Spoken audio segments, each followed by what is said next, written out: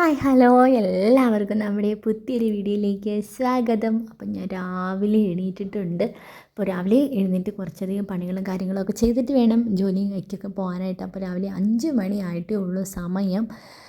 അപ്പം അതുകൊണ്ട് തന്നെ നല്ല തണുപ്പ്. അപ്പോൾ കയ്യോടെ ഒരു ഗ്ലാസ് ചൂടുവെള്ളം കുടിച്ചിട്ട് തുടങ്ങാം എന്ന് വിചാരിച്ചിട്ടാണ് കേട്ടോ. ഭയങ്കര തണുപ്പാണ് കേട്ടോ. ഈ സെറ്ററിനകത്ത് കയറി നിൽക്കും, സെറ്ററല്ല സ്വെറ്ററിനകത്ത് കയറി നിൽക്കുന്നതെന്ന് പറഞ്ഞു കഴിഞ്ഞാൽ അതുപോലെ തണുപ്പ്. ഈ ഗ്ലാസ്സിൽ നമ്മളിങ്ങനെ പിടിക്കുമ്പോൾ നമുക്കൊരു എന്താ പറയുക, ഒരു പ്രത്യേക ചൂട് കിട്ടുമല്ലോ. അപ്പോൾ അതാണ് കേട്ടോ. അപ്പോൾ അതുകൊണ്ട് ഈ വെള്ളം കുടിക്കുമ്പോൾ തന്നെ ശരീരം മൊത്തം ഒന്ന് ചൂടാകും.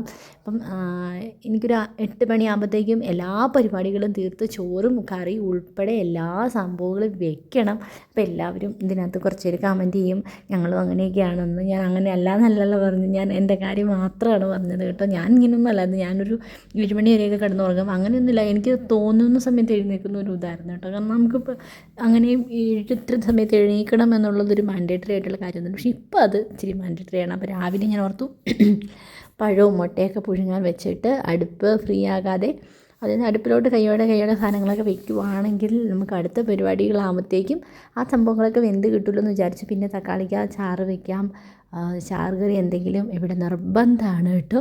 ചാറ് കറിയും പിന്നെ ഒരു എന്താ പറയുക, മീൻ പച്ചമീനോ ഉണക്കമീനോ എന്തെങ്കിലും ഒരു സംഭവം നിർബന്ധമാണ്. അതില്ലെങ്കിൽ ഫുഡ് കഴിക്കാൻ എല്ലാവർക്കും ഭയങ്കര ബുദ്ധിമുട്ടാണ് കേട്ടോ. അപ്പോൾ ഞാൻ വിചാരിച്ചു വന്നാൽ തക്കാളിക്ക് ചാറ് വെച്ച് ഉണക്കമീനുണ്ട്, അപ്പോൾ ആ ഉണക്കമീനും വറുത്ത് പിന്നെ എന്തെങ്കിലും പിന്നെ എന്ന് പറഞ്ഞാൽ ഒരു മെഴുക്കുവരട്ടി അല്ലെങ്കിൽ ഒരു തോരൻ ഇതും വേണം കേട്ടോ. ഈ ഒരു 3 കൂട്ടം കറികൾ എല്ലാ ദിവസവും എന്തെങ്കിലുമൊക്കെ വേണം. അത് നിർബന്ധമുള്ള കാര്യമാണ് ഇവിടെ.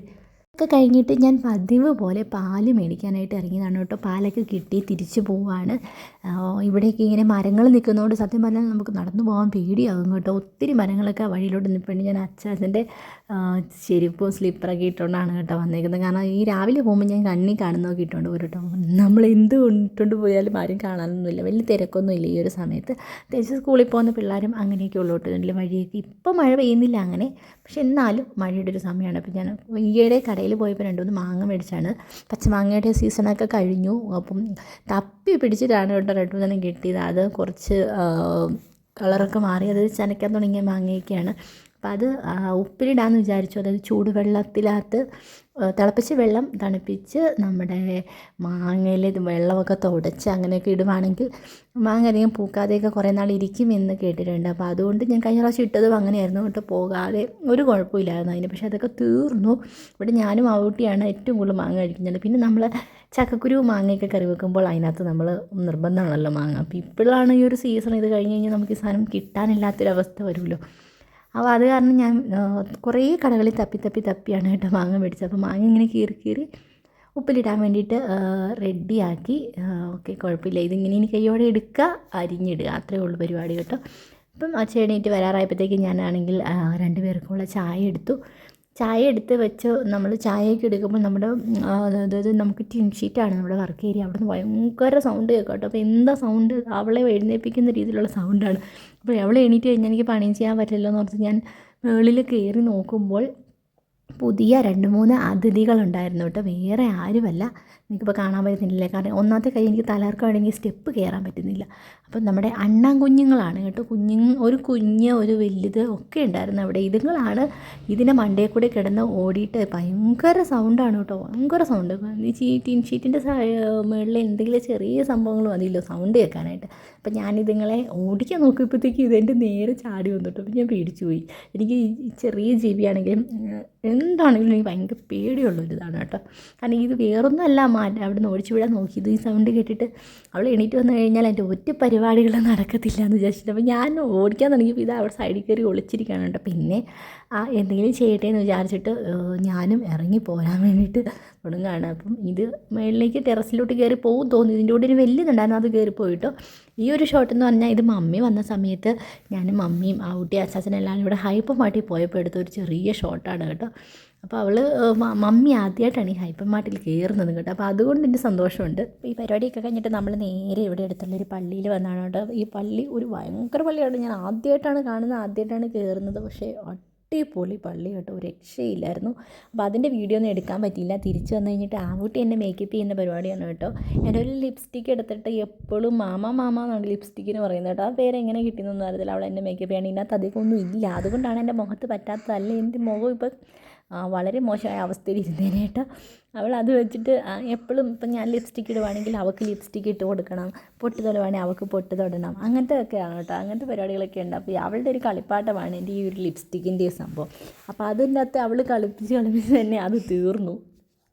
അപ്പോൾ കുറേ ദിവസങ്ങൾക്ക് ശേഷം ഞാൻ കഴിഞ്ഞ ദിവസമല്ല ഇന്നലെ ഒരു വീഡിയോ പോസ്റ്റ് ചെയ്തിട്ടുണ്ടായിരുന്നു. അപ്പം എൻ്റെ ഹെൽത്ത് ഇഷ്യൂസും കാര്യങ്ങളും ഒക്കെ പറഞ്ഞിട്ടുള്ളൊരു വീഡിയോ ആയിരുന്നു. ഞാൻ അതിങ്ങനെ ഞാനത് ചെയ്യണോ വേണ്ടയോ എന്നൊക്കെ ഇങ്ങനെ ഒത്തിരി പ്രാവശ്യം ആലോചിച്ചിട്ടാണ് കേട്ടോ ആ വീഡിയോ ചെയ്തത്. അപ്പം അതിൻ്റെ കമൻറ്റ് ബോക്സ് കണ്ട് സത്യം പറഞ്ഞാൽ എൻ്റെ കണ്ണ് നിറഞ്ഞു പോയിട്ടു. അത്രയും അധികം ആളുകൾ, അതായത് കമൻറ്റ് ചെയ്ത എല്ലാവരും വളരെ സപ്പോർട്ട് ചെയ്യുന്ന രീതിയിൽ ഭയങ്കര, നമുക്ക് എന്താ പറയുക അറിയില്ല, അതൊക്കെ ആ ഒരു കമൻസൊക്കെ കാണുമ്പോൾ ഭയങ്കര സന്തോഷമാണ് കേട്ടോ. കാരണം ഇപ്പം ഞാൻ വിചാരിച്ചത് നമ്മളങ്ങനെ വീഡിയോ ചെയ്യാത്തത് കൊണ്ട് നമ്മളെല്ലാവരും മറന്നു പോയിട്ടുണ്ടാവും എന്നൊക്കെ ഞാൻ ഓർത്തു കേട്ടോ. പക്ഷേ കമൻറ്റ് ബോക്സ് കണ്ടപ്പോൾ ഭയങ്കര സന്തോഷമായി. ആ സന്തോഷം എനിക്ക് പറഞ്ഞറിയിക്കാൻ അറിയില്ല പറയാൻ. അപ്പം ഭയങ്കര സന്തോഷം. എല്ലാവരും അതായത് ഓക്കെ ആവും, ബെറ്റർ ആകും എന്ന് പറഞ്ഞിട്ട് ഒത്തിരി പേര് കമൻറ്റ് ചെയ്തു കേട്ടോ, എല്ലാവരും. പിന്നെ കുറേ പേര് ചോദിച്ചു ഇയർ ബാലൻസിൻ്റെ പ്രശ്നമുണ്ടോയെന്ന്. സത്യം പറഞ്ഞാൽ എൻ്റെ ഈ ഒരു കണ്ടീഷനും എൻ്റെ ഒരു സിംറ്റംസും എല്ലാം കണ്ടിട്ട് ഡോക്ടേഴ്സ് പറഞ്ഞത് ഇയർ ബാലൻസിൻ്റെ പ്രശ്നമുണ്ടെന്ന് തോന്നുന്നില്ല എന്നാണ് പറഞ്ഞത്. അതിന് പ്രത്യേകിച്ച് ടെസ്റ്റുകളൊന്നും ചെയ്തിട്ടില്ല, പക്ഷേ സിംറ്റംസൊക്കെ വെച്ച് നോക്കിയിട്ട് ഇയർ ബാലൻസിൻ്റെ പ്രോബ്ലം അല്ല എന്നാണ് പറഞ്ഞത്. ഞരമ്പ് എവിടെയോ ബ്ലോക്ക് ആയിട്ടുള്ളതാണ്, നെർവിൻ്റെ എന്തോ ഒരു ചെറിയ പ്രശ്നം, അതെന്ത് ബ്ലോക്കായി കിടക്കുന്നതാണെന്നാണ് പറഞ്ഞത്. ഇനിയിപ്പോൾ നമുക്കതിൻ്റെ കൂടുതൽ അറിയണമെങ്കിൽ അതിൻ്റെ MRIയും പിന്നെ ഒരു നെർവിൻ്റെ ഒരു ടെസ്റ്റും കൂടിയുണ്ട്. അപ്പോൾ അത് രണ്ടും ചെയ്താലാണ് ബാക്കി എന്താണ് അത് എന്തെങ്കിലും പ്രശ്നമുണ്ടോ നമുക്ക് അറിയാൻ പറ്റത്തുള്ളൂ കേട്ടോ.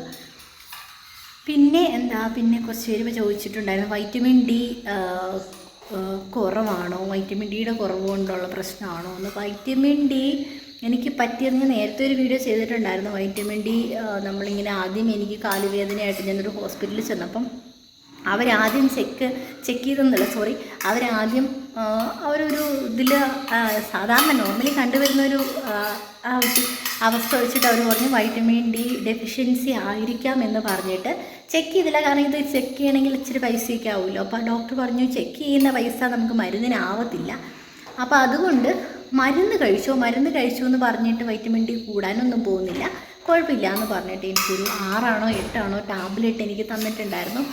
അപ്പോൾ അത് കഴിച്ചിട്ട് എനിക്ക് വേദന കുറയാത്തതുകൊണ്ട് പിന്നെ ഞാൻ ചെക്ക് ചെയ്തപ്പോൾ എനിക്ക് വൈറ്റമിൻ D കൂടുതലായി പോയായിരുന്നു കേട്ടോ. അതായത് 100ന് മുകളിൽ പോയായിരുന്നു എനിക്ക്.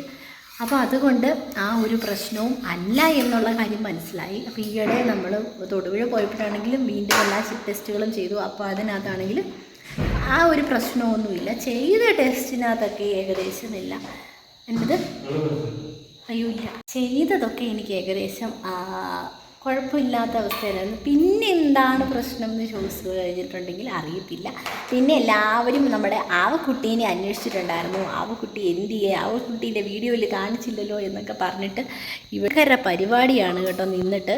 അതായത് നമ്മളൊരു സെക്കൻഡ് വെറുതെ ഇരിക്കുന്ന ഒരു പരിപാടി ആവക്കുട്ടിക്കില്ല. ആവക്കുട്ടി എന്നക്കുവാ നോക്കിയേ, ഉണ്ണിവാവാവോ ഒന്ന് പാടാവോ? കാക്ക കൊണ്ടുപോയോ? ഉണ്ണിവാവ പോയേനെയോ? ഇതൊന്ന് പാടിക്കേ, മിന്നാമിന്നി ഒന്ന് പാടിക്കേ. എല്ലാം കാക്ക കൊണ്ടുപോയി കേട്ടോ. അവൾക്ക് പാടാൻ കഴിയലാഞ്ഞിട്ടാണ് എല്ലാം ഈ കാക്ക കൊണ്ടുപോയി എന്ന് പറയുന്നത്. ഉണ്ണിവാവോ കാക്കയെ കൂടെ ഇവിടെ അങ്ങനെയുള്ള കുറച്ച് പാട്ടുകളൊക്കെ അടിപൊളിയായിട്ട് പാടും കേട്ടോ. ആ കാക്കയെ കൂടെ ഇവിടെ അമ്മാമ്മൻ കഴിക്കാൻ വന്നില്ല, കഷ്ടം. അതാണ് എൻ്റെ കൊച്ചിൻ്റെ പാട്ടല്ലേ. അമ്മാമ്മ കഴിക്കാൻ വരാത്തത് കഷ്ടമായി പോയില്ലേ മോനെ? അതിന് കഷ്ടമായി പോയി. അപ്പോൾ ഇപ്പോൾ സമയം വൈകുന്നേരമല്ല രാത്രി ആയിട്ടുണ്ട്, ഏകദേശം ഒരു 8 മണി ആയിട്ടുണ്ട് കേട്ടോ. അപ്പം മമ്മിയൊക്കെ വന്നിട്ടുണ്ടായിരുന്നു ഇന്ന്. അവർക്ക് ഇവിടെ വരേണ്ട ഒരു ആവശ്യം ഉണ്ടായിരുന്നു. അപ്പം അങ്ങനെ അവരെല്ലാവരും വന്നിട്ടുണ്ടായിരുന്നു. അപ്പോൾ തിരിച്ചു പോയി എല്ലാവരും. ഔട്ടി നിൽക്കടി.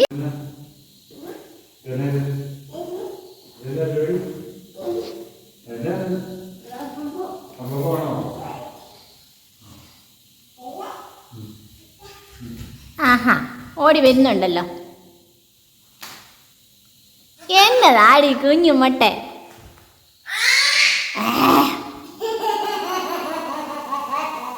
ഇവിടെ നോക്കിക്കേ, ഇവിടെ നോക്കി. ഹലോ, അപ്പോൾ നമ്മുടെ വീഡിയോ ഏകദേശം ഇത്രയൊക്കെ ഉള്ളു കേട്ടോ. കാരണം പറഞ്ഞ് തീർക്കാനൊന്നും പറ്റില്ല. കാരണം രാവിലെ എഴുന്നേറ്റപ്പോൾ തൊട്ട് ഭയങ്കര തലവേദനയായിരുന്നു കേട്ടോ എനിക്ക്. അത്രയും നേരത്തെ എഴുന്നേറ്റ് കുറേ ദിവസമായിട്ട് ആ സമയത്തിന് എഴുന്നേക്കുന്നു. പക്ഷേ എന്താ പറ്റിയെന്ന് അറിയത്തില്ല, ഭയങ്കര തലവേദന, ഒരു വൊമിറ്റിങ് സെൻസേഷനൊക്കെ ആയിട്ട് കംപ്ലീറ്റ് കിടപ്പായിരുന്നു. അതിൻ്റെ ഒരു ഇത് മുഖത്ത് നോക്കിയാലും കാണാൻ പറ്റുന്നുണ്ട്. പിന്നെ ഞാൻ എല്ലാവരുടെയും ആ ഒരു സപ്പോർട്ടൊക്കെ കണ്ടിട്ടാണ് കേട്ടോ പിന്നെയും വീഡിയോ, ആ ഒരു സപ്പോർട്ടാണ് നമുക്ക് വീണ്ടും വീഡിയോ ഇടാനുള്ള ഒരു പ്രചോദനം, സത്യം പറയാമല്ലോ. അല്ലെങ്കിൽ ഞാൻ ഇടത്തില്ല. കാരണം നമുക്കധികം വ്യൂസോ കാര്യങ്ങളൊന്നും ഇല്ലാത്തതുകൊണ്ട് വീഡിയോ ഒക്കെ ഇടാനായിട്ട് നമുക്ക് ഭയങ്കര മടിയാണ്. പിന്നെ എല്ലാവരുടെയും കമൻസൊക്കെ കാണുമ്പോൾ പിന്നെ ഓർക്കും വീഡിയോ ചെയ്യാം, അങ്ങനെ ചെയ്യുന്നതാണ്. ടാബ്ലറ്റൊക്കെ കഴിച്ചു, പക്ഷേ തലവേദന ഭയങ്കര തലവേദനയാണ് കേട്ടോ. അതുപോലെ തന്നെ ഭയങ്കര കാറ്റ്, മഴ, ഓരോ സ്ഥലങ്ങളിലും നമുക്കൊന്നും അത്ര പ്രശ്നമില്ല. പക്ഷെ ഒരുപാട് സ്ഥലങ്ങളൊക്കെ വെള്ളത്തിന് അടിയിലാണ് എന്നൊക്കെ കണ്ടു ന്യൂസിലൊക്കെ. എന്താ പറയുക, ഒന്നും പറയാനില്ല.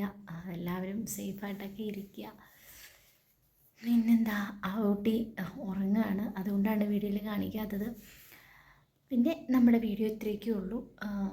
ഇതുകൂടി ഒന്നും പറഞ്ഞ് തീർന്നില്ലല്ലോ, വൈൻഡപ്പ് എടുത്തില്ലല്ലോ എന്ന് ഓർത്തിട്ടാണ് ഞാൻ അതും കൂടി എടുത്താലാണല്ലോ വീഡിയോ എനിക്ക് അപ്ലോഡ് ചെയ്യാൻ പറ്റത്തുള്ളൂ. അപ്പോൾ അതുകൊണ്ടാണ് ഞാൻ സത്യം പറഞ്ഞാൽ മുടി പോലും ഒന്നും ഈരിയിട്ടില്ല.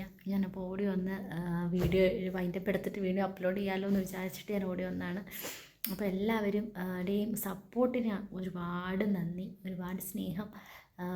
ചില കമൻസൊക്കെ സത്യം പറഞ്ഞു കഴിഞ്ഞാൽ കണ്ണ് നിറച്ച് കളഞ്ഞു എന്ന് വേണം പറയാൻ. അത്രയും ഭയങ്കര സപ്പോർട്ട് ചെയ്തിട്ടുള്ള കമൻസ് ആയിരുന്നു കേട്ടോ. അപ്പോൾ എല്ലാവരോടും ഒരുപാട് നന്ദി പറയുകയാണ്. അപ്പം നല്ലൊരു വീഡിയോ ആയിട്ട്, അല്ലെങ്കിൽ ഞങ്ങൾ കുഞ്ഞു കുഞ്ഞു വിശേഷങ്ങളൊക്കെ ആയിട്ട് വീണ്ടും നാളെ കാണാം. അതുവരെ എല്ലാവർക്കും ടാറ്റാ, ബൈ.